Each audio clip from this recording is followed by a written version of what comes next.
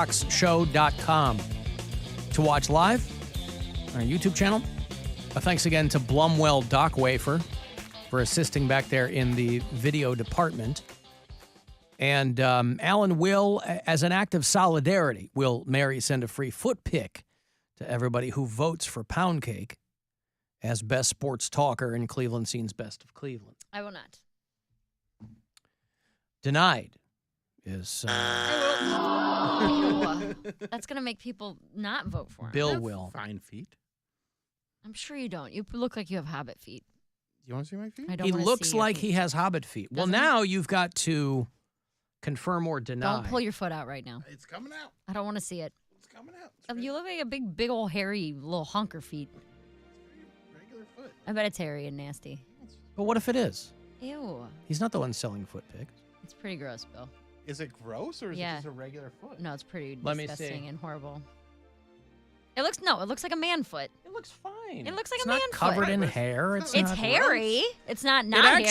actually little hairy, looks. but not that It hairy. actually looks more feminine than I would have thought, and I don't mean that in any negative way. Had I been pressed into Let me see service, the bottom of it. I would have probably thought Mary was right. A lot of guys are into the soles. Oh, you wear basketball shoes all day. That's why your soles aren't that bad. Yeah. I mean, it's fine. I don't want to pay for it. What does that mean? It's Because he not- wears I'm basketball not shoes. asking anybody to pay for it. I was going to give them away for free. Women wear sandals and high heels and stuff, so their heels can get crustier Callousy. and callousy. Or like he doesn't wear work boots. You know what I mean? Like I Brian mean, wears I work do, boots. but I don't walking around in That's them. what I mean. Brian wears work boots 10 hours a day. you Oh, are know, his so feet a nightmare? He's They're on not his feet. They're not a nightmare, but he's got calluses, Mm-hmm. you know? I do have like a little callus on my, but I take care of it. Dude, I weekends. got a little tool that I scrub it off. Microplane. Yeah. I didn't know that breaking in new Petty shoes. ache. I didn't know that breaking in new shoes was like an actual thing. Like you have to Hurts, do that. dude. Yeah. So I had bought new shoes for like my weddings and stuff, and I had never worn them, and that You're talking about dress shoes. dress shoes. Sorry, yeah. You don't know what you don't know until you know it. They're And- stiff. And I was cool. I thought I was fine. I was like, okay, they're a little stiff. I'm like, but it's fine. I thought breaking them in was just like one time. No, it's like over the course of like You rub the skin off the back of your heel. I did, and I had. So like, you've worn so few dress shoes in your life that you had no idea you had to break them in. I only had one pair, and they were used. They were like hand-me-downs. I guess this is the upside of me going to Hand-me-downs, stupid. hand-me-downs. The upside of me going to Catholic school, having to wear a jacket and tie and dress shoes every goddamn day, is you know how to get older and dress like an adult. Yeah. When I when I was about like maybe 17 or 18, my feet size never grew. So I had those same shoes up until I don't know, I went like adulthood. Like after I Wait, graduated college. what size shoe? So from age what to what your feet stayed the same? Like I've been 11 and a half since high school. See, I have small feet. Yeah, What are yours, like a 6? Not that small. I mean, I'm not. No, Me and you I mean, sharing shoes no. over here? in like like my Chuck Taylors, like 8.5. Oh, wow. If I'm wearing a dress shoe, it's never going to be bigger than 10. Yeah, I 9.5 maybe. I wear Yeah. 13. Yeah, that's what I'm talking about. Yeah, I've been in 11 and a half forever. So me and my brother can trade shoes. So I think these ones were my brother's, like the ones I had before were my brother's. And I didn't really have that many occasions before I started doing weddings to dress up, unless it was a funeral or like every so often someone would get married. But I wore the same shoes all the time. It wasn't a big deal. Do you have one pair that you wear when you're MC weddings? I have a couple now, but Yeah. it was the first pair that I actually bought for weddings. I bought a suit and I bought shoes, and I put those shoes on, and I thought it was fine. And it wasn't until I got out of them where it still felt like I had the shoe on. It still felt like I had the shoe on. I was like, oh, the skin's just irritated. It's probably like my psoriasis. My skin's probably dry. And yeah, it was Blisters. it was dry, and then it was just like, it just like was calloused, and like it had like I don't know what it's called. Like it just had like a white welt on it. Like what is it Yeah, called? you had a blister. Yeah. Blister. Okay, blister. Yeah. But When if I buy a new pair of high heels, I'll try to wear them around my house. So like if I buy a pair of heels on Monday to wear out on Saturday, I'll try to wear them for like 10 or 20 minutes around the house a couple days that week. Just so that way I'm like slowly breaking them in instead of just jumping into wearing them for 3 hours. Is that a rich person thing where you have someone that breaks in your shoe? For you? I've never heard No, of you that. have feet that break in your shoes. It's not like a food taster for Vladimir Putin. So you wear your own shoes and walk around in them, and then maybe you put like a shoe tree in there or something. So there's no way you can get shoes that are already broken in for you? Go to the thrift store. Yeah, they're called Goodwill shoes. Why would you? And they're going to be scuffed up. They're going to be more than broken in. There's somebody's old shoes. Poshmark. There is a great, now this is a very esoteric thing, but it is funny from time to time. There is a message board for people who work in the airline industry. It's called Flyer Talk. And there were a couple of people having a chat about United Airlines 1893. This was Washington. I didn't know they went that far back. Mm-hmm. It's the oldest airplane in business. I'm sorry, Bill, that's the flight number. Oh. Yeah. It was one way out of Kitty Hawk. Hey. United Airlines 1893 was delayed. This is Washington Dulles to San Francisco. And the flight was delayed because the Cleveland Browns had trashed the plane. Now, they were referred to as a professional football team in Cleveland on this chat board, saying that this particular plane had been used as a charter aircraft for a professional football team in Cleveland, Ohio. And apparently they had a lot of fun on this flight. It had flown from West Virginia. There's a training camp there in Greenbrier, West Virginia. And on board, the pilot had apologized to the people in the plane afterwards, saying it was the most disgusting he's ever seen a plane in his career. They found special menus with the Cleveland Browns logo in the seat back pockets. They complained of garbage, spilled food, and drink everywhere on the plane. It's also like a 20-minute flight. Right. Like, it's not long. And United runs a lot of charter business for, like, the NFL, MLB. But the Dulles to San Francisco, the D.C. to San Francisco leg for just regular people was delayed. So, and again, it was here in Cleveland sitting there for like 3 hours. You'd think there'd be people out there cleaning it, or I don't know how that works. The flight ended up taking off about 40 minutes late, arriving in San Francisco 14 minutes late. Which, you know what, in the grand scheme of things, not too shabby. A couple of weeks ago, there was this story that went wide about these people stuck on the tarmac in Vegas for 4 hours. On the plane. So they're like people with babies, and they're like vomiting and screaming, and because it's 113. Why can't and they they're let keeping you the off? eventually, I don't know why they can't let you off, or because they want to wait until the very last minute to go through all that. They go, okay, I guess we're not going anywhere. 4 hours later. Oh, I'd be so pissed. And they let some people off. But listen, congratulations to the Cleveland Browns for making the airline industry chat group for trashing the plane. Now, that's defining that as a sliding scale, right? You might look and see a couple of cups and go, this plane's trashed. You know, we all use that word in different ways. But whoever was leaving D.C. to go to San Francisco can blame, according to this chat group, the Cleveland Browns for trashing their plane. If you want to leave us messages on the After Hours line, do that anytime. Voicemails 216-986-8903. I just wanted to say that Bill Squire is a freaking idiot. Yep. If anyone doesn't think Oppenheimer is a 10 out of 10 and one of the best movies they have ever seen, I trust your judgment with literally anything, including what color the sky is.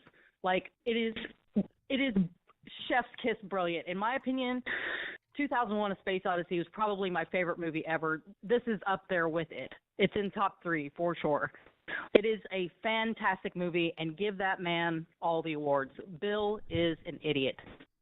Maybe I am, but I thought it sucked. I'll take that, Bill. Talk about fallout. Right. Well, Christ. I thought it was, I already said everything I need to say about it. I didn't like it.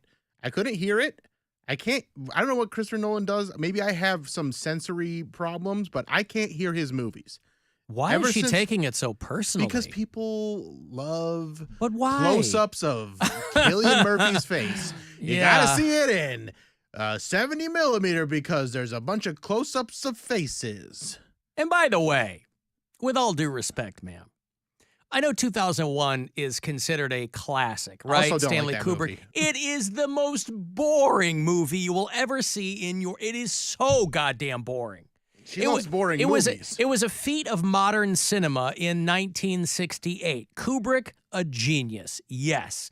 The music in the film, yes. The performances, but goddamn, is that movie boring? Here's what if I'm that's gonna your say. favorite movie of all time, it's not a surprise that you think somebody who didn't like Oppenheimer is an idiot. But 2001: A Space Odyssey, very, very boring. Very boring. And also, I didn't see anybody doing anything as far as performances go in this movie.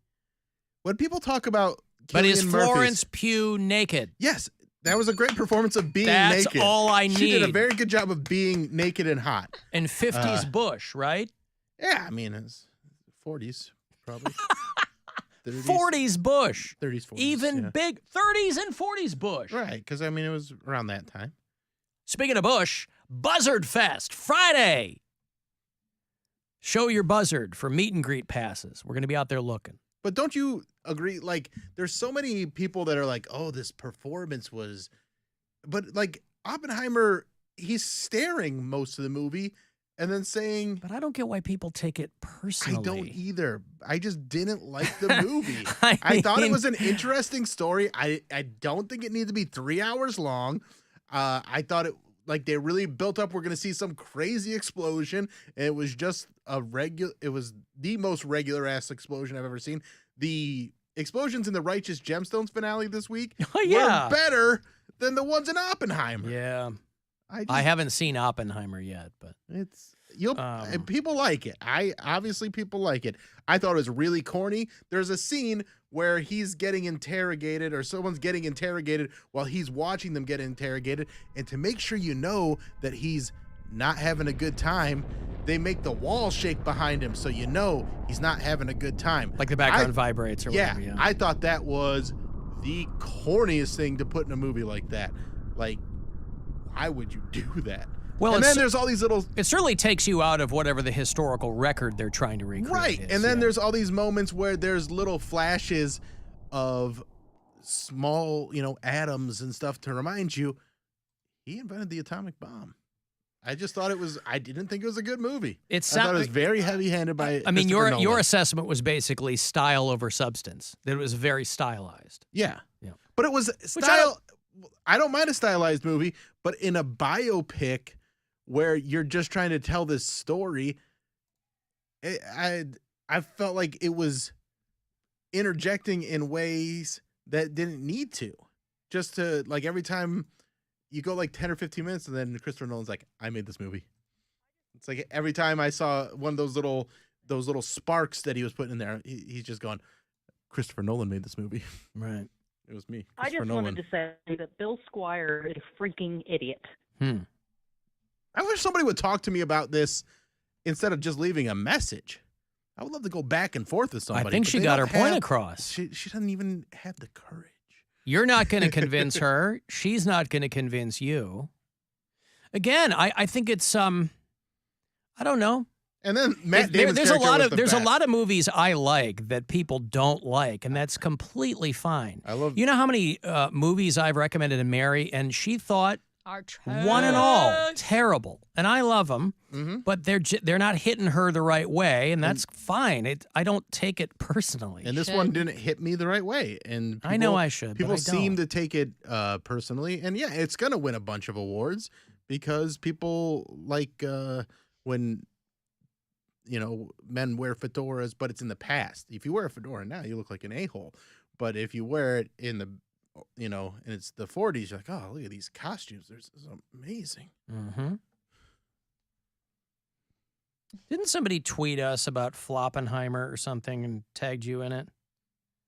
There's Coffin Floppenheimer. What's that? Coffin Floppenheimer. What is that? It was a reference to I Think You Should Leave. I don't really. Now that it's X, I haven't really been on Twitter. I forget that it's a thing. Because here's the other accusation that people are leveling at you too, and they've emailed me and they've messaged me. Bill only likes Marvel movies. If he graduated high school, he might like Oppenheimer. This has nothing to do with his grasp of history. The movie is supposed to tell you the history. He very clearly didn't like the way the movie's constructed. It doesn't. I mean, I do like Marvel movies, and I didn't graduate high school. But Christopher Nolan is one of my favorite directors. The Prestige is one of my favorite movies. I also think biopics get people go crazy for them, and I generally am not a huge fan of biopics. Yeah.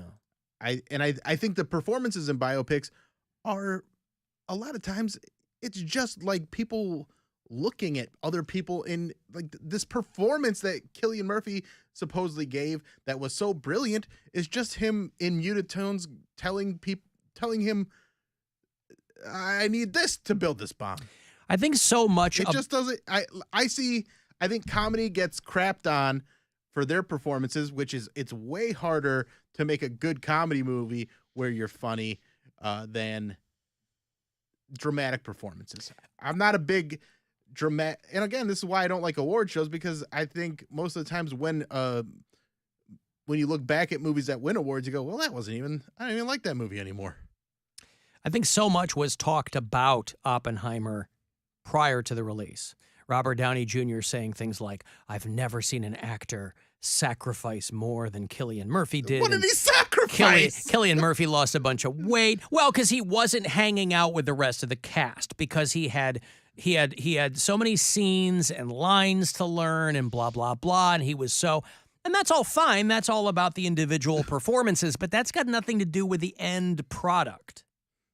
So again, I haven't seen this, so I don't, I might be of the mind that you are. I might love it. I don't know.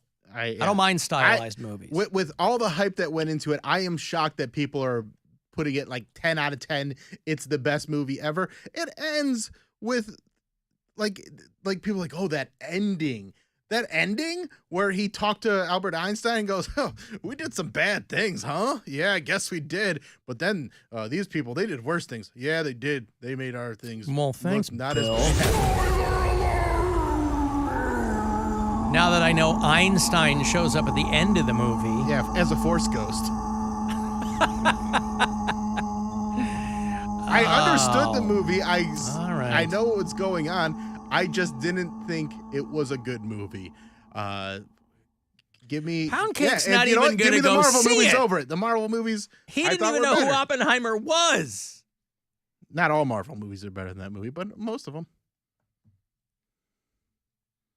Yeah, no, I'm not going. No, he's not going. Not and in the he's slightest. right. There's no pterodactyls in it. Nothing to scratch his itch. No abs. I get it. I need abs. No abs. Or right. Only people naked in this movie are women. Woman, right? Well, he sits in a chair naked, but you don't see his dong or anything. There's no Floppenheimer you don't in see this his one. Floppenheimer. No flaccid.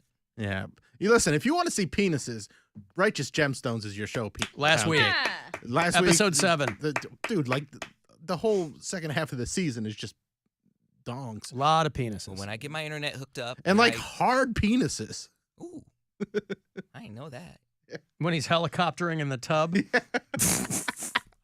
All right. Oh my God. I've got to take a break. If you want to send a text for anything, 35192. If you dig the band Asking Alexandria, they are coming through. They're on the road and stopping off in Cleveland. They're going to do a show at the Masonic Temple with The Who, H-U, Mongolian folk metal, right? That scratches you where your itch. I'll have a couple of tickets for you after the break. It's the Alan Cox Show. Everywhere on our free